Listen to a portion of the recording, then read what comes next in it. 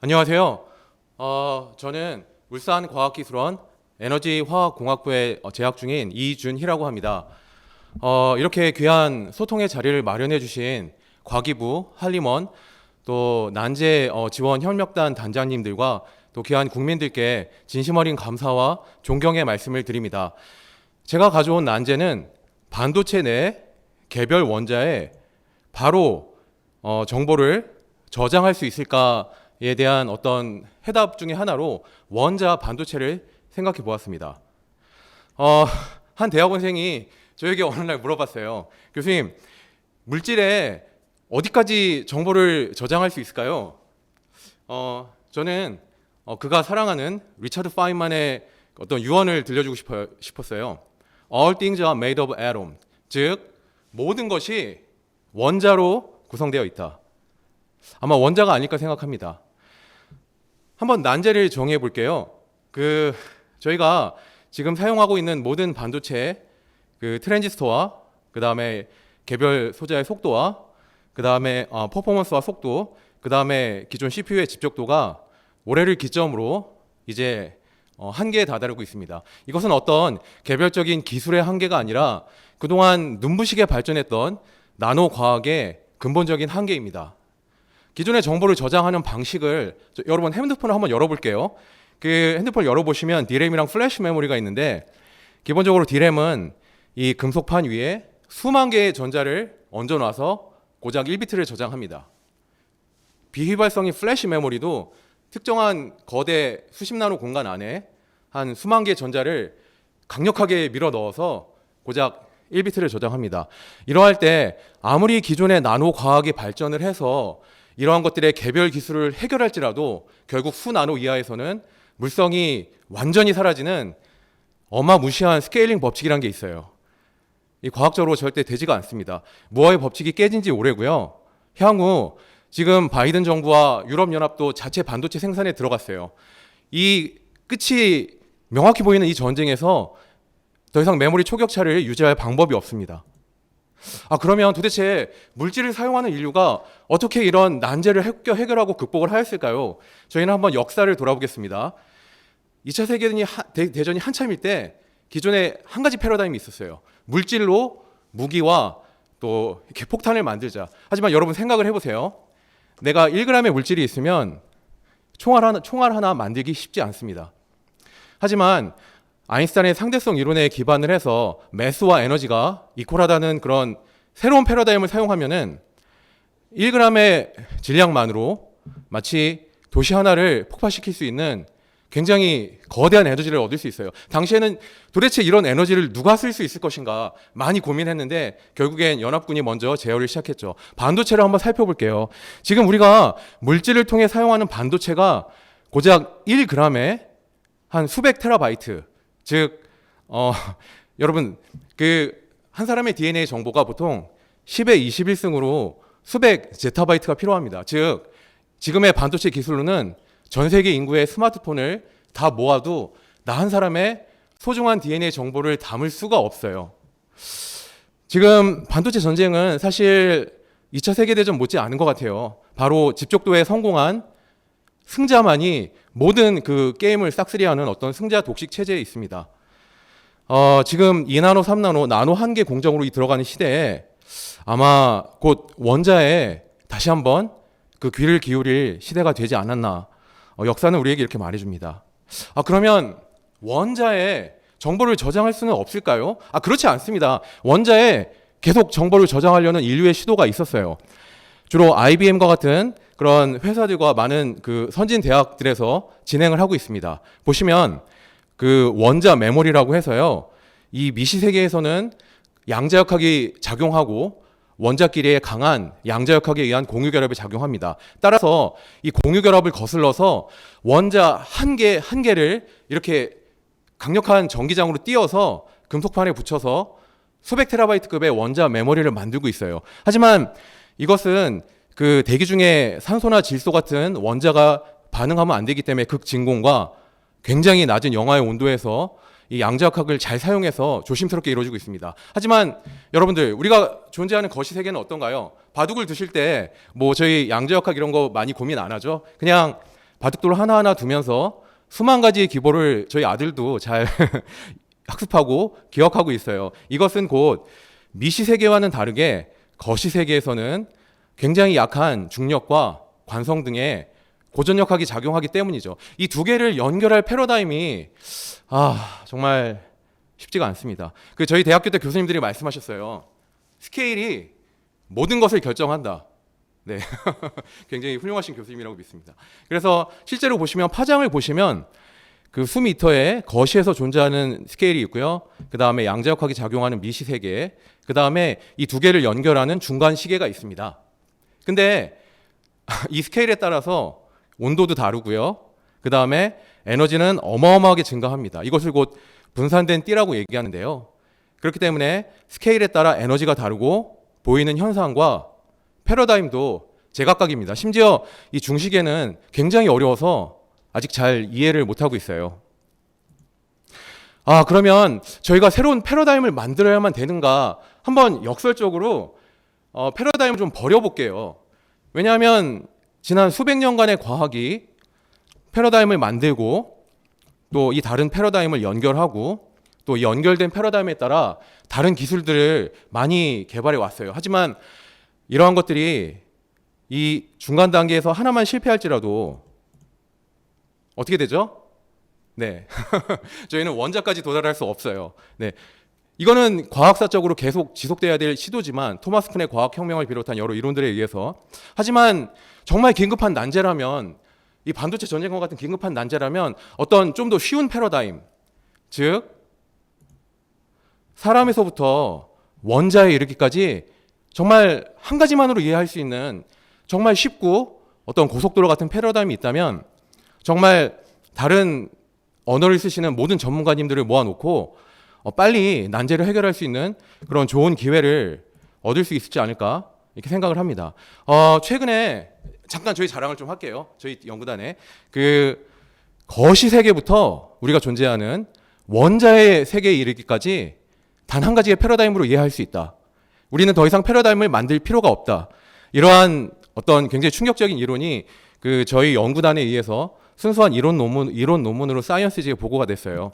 작년 7월인데요.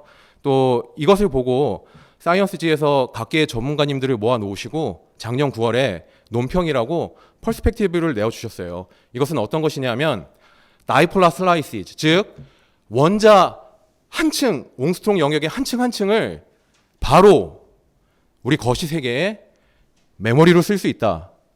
여러분 잘 믿기세요? 예. 저도 볼 때마다 놀랍니다. 그래서 아마 상대성 이론이 처음 출현한 것처럼 이러한 우연한 발견이 우리 과학의 흐름을 완전히 바꿔놓는 그 순간에 우리가 있는 것일지도 모르겠다. 여러 가지 격찬을 해주었습니다. 한번 이걸 통해 난제를 구상해 보겠습니다. 기존에 말씀드린 대로 스케일에 따라 에너지는 변함성하게 변합니다. 그래서 모든 에너지를 이해할 각각의 패러다임이 필요하고요.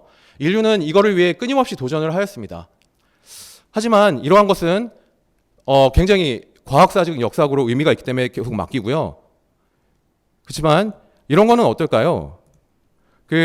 만약에 거시 세계부터 중시, 나노, 엉스트롱 영역에까지 한 가지의 에너지와 한 가지의 그 에너지에 따른 물성이 완전히 동일하다. 즉 원자부터 사람에 이르기까지, 원자부터 바둑돌에 이르기까지 하나로 이해할 수 있는 어떤 에너지가 존재하면 어떻게 될까요? 우리 인생이 되게 쉬워지겠죠? 가령 이 파장을 제가 스프링으로 연결해 볼게요. 양자역학의 강력한 화학 결합이 지배하는 스프링으로 연결해 보시면 알겠지만 스프링이 강하게 결합된 데는 에너지가 어떻게 될까요? 에너지가 올라가겠죠. 또 스프링이 약하게 결합된 데는 에너지가 낮아지겠죠. 그래서 예전에 그런 에너지 스케일에 따른 에너지 법칙이 나왔는데요. 근데 이러한 완전히 평평한 에너지 변화가 하나도 없는 그런 영역이 존재한다. 그럼 어떻게 될까요? 마치 스프링이 강하든 약하든 에너지가 똑같다는 것은 스프링이 없는 거나 마찬가지입니다. 여러분 굉장히 놀랍죠? 그래서 양자역학이 존재하는 스프링이 없기 때문에 저희가 원자 하나하나를 마치 바둑알을 움직이듯이 개별적으로 이제는 중력과 약한 상호작용만 존재하기 때문에 거시 세계에서 움직일 수 있는 것이죠. 한 개의 패러다임으로 반도체부터 원자까지 꿰뚫어 보겠습니다. 저희 논문의 제목을 보면 스케일 프리라고 있어요. 기존의 스케일링 이펙트라는 것은 물질이 작아지면 물질의 성질이 약해지다가 없어진다는 어마어마한 굉장히 무서운 이론이에요. 재료공학 하시는 분들에게는. 근데 스케일 프리라는 말은 아마 여러분 구글을 검색해 보시면 알겠지만 재료공학에서 사용된 전례가 없습니다. 그래서 이 스케일 프리라는 이론으로 의해서 삼옹스트롱의 원자 사이의 최소 간격의 그런 원자들도 마치 개별적으로 움직일 수 있기 때문에 인류 반도체 산업이 경험할 수 있는 최종 직접도의 개별 원자를 조작할 수 있는 수준이라고 이제 논평을 내어주었습니다. 더 이상 영하의 온도가 필요 없어요. 간단히 좀 더 이 난제를 위해서 설명을 더 드리겠습니다. 기존에는 원자가 파동으로 되어 있고요. 양자역학에 의해서. 그리고 이 파동이 겹치는 공간이 바로 화학결합을 의미합니다. 그래서 여러분들이 핸드폰을 들고 다니실 때 던지지 않는 한 굉장히 단단하죠. 네. 걱정 마세요. 그래서 이렇게 단단한 물질이었다가 하지만 약점은 원자 하나하나를 개별적으로 쓸 수 없는 것이죠. 이게 역설이에요. 단단하면 개별적으로 쓸 수 없어요. 양자역학에 의해서. 근데 아까 말씀드린 이런 스케일에 관계없이 평평한 에너지 띠가 존재한다. 그러면 어떻게 될까요? 평소에는 내가 단단한 스마트폰으로 들고 다니다가 내가 사랑하는 애인에게 이렇게 카톡으로 문자 메시지를 따다다다닥 치고 싶을 때 그 순간에 이 평평한 띠의 에너지를 사용하게 됩니다. 그러면 이 에너지 띠가 존재하는 공간에서는 마치 스프링이 사라진 바둑알처럼 원자 하나하나를 쓰고 저장하면서 사랑하는 여인과 원자를 통해 이야기할 수 있는 것이죠. 세계적인 연구 수준을 한번 살펴볼게요. 평평한 에너지 띠라는 것은 이미 전자에서는 발견이 되었어요. 2011년에 텍사스 그룹에서 그래핀이 한 장이면, 여러분 그래핀 다 아시죠? 네. 궁극적인 전자 소재인데, 그래핀 한 장에서 전자가 양자역학에 의해서 이렇게 파동으로 움직인다는 것이 보고되었어요. 근데 이 그래핀 두 장을 합해 놓으면 이 파동의 성질이 사라지고 에너지가 평평해지면서 마치 전자를 바둑알과 같은 개별 입자처럼 서로 영향을 주지 않는 바둑알처럼 생각을 할 수 있게 되고요. 이게 7년 후에 그 그래핀 초전도체로 관측이 되었습니다. 많은 연구가 여기 진행되고 있어요. 그럼 원자는 어떨 것인가? 원자의 평평한 띠는 우리 연구단이 전 세계 최초로 또 유일하게 발견을 하고 또 그 이론에 한 5년간 개발된 이론에 의해서 최근 저희 협력 연구단에 의해서 발견이 되었어요. 여러분 이 그림을 잘 보세요. 지금 3옹스트롱, 즉 원자 간 최소 간격에서 산소 원자가 위로 가고 아래로 가고 위아래 랜덤하게 가는 걸 보이시죠? 이것이 여러분 반도체 소재에서 일어나고 있어요. 단단하다고 생각했던 반도체 소재가 주변의 전압이나 환경에 의해서 완전히 바둑알처럼 이렇게 개별적으로 움직일 수 있는 그런 관측 현상을 세계 최초로, 또 이론이 굉장히 중요해요. 그래서 세계 최초로 관측이 되었습니다. 우리는 무엇을 해야 할까요? 역사를 한번 살펴보겠습니다. 지금 띠이론이 나오고 이 고체 내 원자가 개별적으로 움직이는 것이 관측된 이 시점을 한번 역사적으로 어떤 의미가 있는가, 저희는 그 맨하탄 프로젝트를 돌아봤어요. 1905년에 아인슈타인이 상대성 이론을 만들었어요. 근데 후에 아인슈타인은 이걸 후회하고 자기의 1905년도 공책을 찢어버리고 싶다고 얘기를 했어요. 그만큼 파괴적인 이론이었죠. 이 이론을 기반해서 독일의 나치와 하이젠버그와 독일의 과학자들이 먼저 이 핵이 에너지로 바뀌는 현상을 관측했어요. 근데 결론적으로 누가 제어를 성공했나요? 많은 이론가와 범국가적인 난제임을 인식한 루즈벨트 대통령과 또 그의 오펜하이머와 리처드 파인만과 보어와 그 다음에 페르미 같은, 그 다음에 재료와 기계와 컴퓨터와 화공과 모든 육군 대령들과 한 10만의 집단 지성이 모두 모여서 비록 관측은 독일에게 뺏겼지만 우리가 이것을 제어하자. 그래서 7년여에 걸친 집단 지성이 다 투입이 되었고요. 마침내 이것을 먼저 사용할 수 있게 되었어요. 그리고 전쟁이 끝났죠. 여러분, 우리는 무엇을 해야 할까요? 저는 정말 지난 10여 년간 재단의 국민의 세금에 많은 지원을 받고 마침내 세계 최초로 띠이론을 만들고 고체 내 원자가 움직였다는 것이 있다는 관측조차 처음 했습니다. 그리고 이제 나노 공정으로 가면 물성이 사라진다는 기존의 패러다임을 완전히 부인할 것이고요. 특정한 에너지 영역에서는 이 원자적인 성질이 바둑알에 이르기까지 완전히 바뀌지 않는다. 이 한 가지 패러다임으로 이미 관측이 되었고 이 물성을 여러분들이 사용하시는 실생활 공간에까지 반도체로 끌어오려고 해요. 이를 위해서 지금 많은 전문가님들이 다 모이고 계세요. 재료와 컴퓨터와 전자와 화공에 이르기까지. 향후 이 공정들을 재편할 것이고요. 반도체의 집적 전쟁을 20년 내에 완전히 끝내도록 하겠습니다.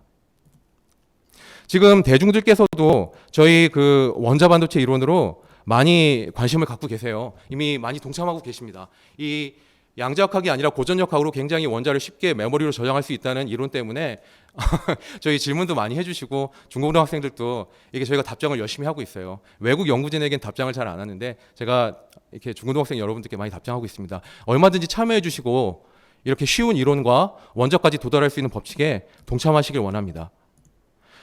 그러면 그 가장 많은 이론 중에 가장 많은 유튜버님들의 질문 중에 하나가 저장 능력은 무한대인데 어떻게 원자를 쓰고 읽을까요? 저희 연구단이 실험실과 실생활과 또 함께 고민해 보았습니다. 실제 먼저 지금 실험실에서 이 원자 현미경을 통해서 원자 한 층 한 층을 제어하는 실험을 지금 난제로 수행하고 있어요. 더 이상 저온이 필요 없고 상온 반도체에서 바로 할 수 있습니다. 그리고 빛은 1나노 이하로 집속이 가능하거든요. 그래서 나노 갭을 사용해서 저희 광학팀에서 이 원자가 완전히 개별적으로 움직이시는 게 보이시나요? 네. 실험실에서 하고 있고요. 그러면 실생활에서 우리가 원자를 어떻게 쓸 것인가? 한번 원자가 너무 작기 때문에 8개의 산소 원자가 너무 작어. 그러면 평평한 띠를 살짝 기울여서 원자를 마치 레고 블록처럼 원자 뭉치를 만들 수 있어요. 그래서 8개가 작으면 100개, 200개, 장미 꽃다발도 많은 게 좋잖아요. 이 순소과학 영역에서 다발을 만들어서 우리가 읽기 쉽게 만들려고 하고 있습니다. 또한 사람에서 원자로 한번 가볼게요. 그러면 지금 슈퍼컴퓨터 예측인데 기존의 5나노 전극도 지금 원자 하나하나를 읽기가 너무 큽니다. 그렇죠? 그래서 그러면 사람은 도핑을 할 수 있죠. 그래서 그 파란색이 도펀트인데요. 이쪽이 파란색 도핑을 많이 하고 이쪽을 약하게 하면 도핑이 많이 된 데는 작동 전압이 작아요. 그리고 도핑이 많이 된 곳은 작동 전압이 높아지면서 이 전압을 바꾸면서 원자를 한 층씩 우리 사람과 원자를 바로 연결할 수 있게 읽을 수 있는 기술들을 난제팀과 개발하고 있습니다. 그래서 원자 패드라고요. 약하게 치면 왼쪽에 원자를 움직이고 세게 치면 오른쪽에 원자를 움직이고 원자와 소통하려는 난제 해결에 도전하고 있습니다. 저는 지난 학부 때부터 25년간 12년간 이론 물리학을 전공했어요. 그리고 박사 후 연구원 3년 러커스, 프린스턴, 오크리지 연구소, 맨하탄 프로젝트가 시작된 곳이죠. 7년간 끊임없이 원자를 실생활에 이용해 보려고 했고요. 그 다음에 지금 화학공학과에서 6년째 공정 역할에 참여하고 있습니다. 아마 지난 25년간 거의 모든 분야의 전문가님들과 함께 초융합을 해서 새로운 것을 만들어보는 일을 즐겁게 하고 있습니다. 그래서 저희 평평한 띠가 존재하는 에너지 영역은 스케일링의 나노과학이 완전히 부인되고 고전역학으로 누구나 참여 가능합니다. 국민 지성들도 여러분들의 의견도 경청하겠습니다. 그래서 저희는 평평한 띠를 계속 찾고요. 순수과학자들은 그 다음에 응용과학자님들과 함께 적용하고 기존의 모든 반도체 공정을 재평가하고 이 패러다임으로 재배치해 보겠습니다. 그래서 결정성이 높은 원자 소재를 구현하고 제어하며 시연하고 또 배터리와 다른 원자 센서 등의 기술에 파급시키려고 합니다. 이것은 당장에 적용되었을 때 기존의 수천 개의 원자가 양자역학적으로 동일하게 움직여서 겨우 1비트로 작용하지만 그 오른쪽 그림을 보시면 원자 한 개 한 개가 개별적으로 움직이기 때문에 우리 핸드폰의 저장 용량이 당장에 5,000배 이상 향상할 수 있습니다. 또한 양자 컴퓨터는 중앙 집중적인 기술이잖아요. 근데 만약에 DNA 같은 내 소중한 정보가 중앙의 컴퓨터에만 집중이 되면 우리는 보안과 효율과 그 다음에 실시간 정보 처리와 그 다음에 내 DNA 정보를 스스로 보관할 수 없어요. 저희는 대중들에게 원자 반도체를 다시 돌려드림으로써 정보 간의 균형을 이루고 정보 민주주의 사회의 근간 기술을 난제팀과 만들겠습니다. 여러분, 그 기존의 나노과학으로는 앤트맨이 절대 나올 수 없습니다. 즉 나노 영역에서 조그만 사이즈가 달라져도 색깔부터 바뀌죠. 하지만 사람부터 원자에 이르기까지 동일한 법칙과 에너지를 찾으면 특정 에너지에서 반도체를 구현하고 다른 에너지대에서 센서를 구현하고 이런 각각의 기능들을 모아서 한 20여 년 후에는 슈퍼 앤트맨을 만들 수 있지 않을까 생각을 하고 있습니다. 여러분들 왜 활이 최종 병기죠? 사실 총이나 대포도 많잖아요. 그 양자 컴퓨터 한 대에 있는 것보다 모든 국민이 원자 반도체를 소유하는 게 낫습니다. 그래서 활은 포터블하고 누구나 사용할 수 있죠.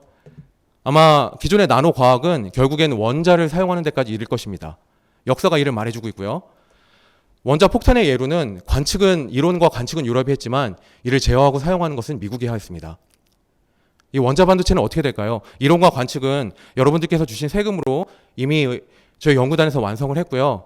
하지만 만약에 제어와 이것의 사용을 외국에 빼앗기게 된다면 저희는 역사의 죄를 짓는 일일 것입니다. 저희 연구단은 밤낮 없이 이 부분을 위해서 정말 미친 듯이 연구하고 있습니다. 단일한 패러다임으로 모든 전문가님들과 국민들을 다 모을 거고요. 반드시 소자화를 시켜서 한 15년 후에 반도체 전쟁을 완전히 끝내도록 하겠습니다.